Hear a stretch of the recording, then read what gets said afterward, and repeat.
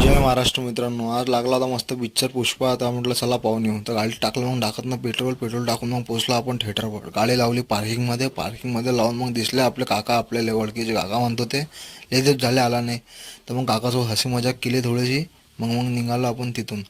तिथून निघून मग आपण घेतलं मग डायरेक्ट पहिले पिक्चरचं तिकीट तेवढंच भेटलं. मग भाऊनं घेतलं मग थोडं जयभीम घेतला. मग भाऊला दिले मग तिकीटचे पैसे. भाऊनं काढले आपली तिकीट काढून मग आपण निघालो अंदर जायला.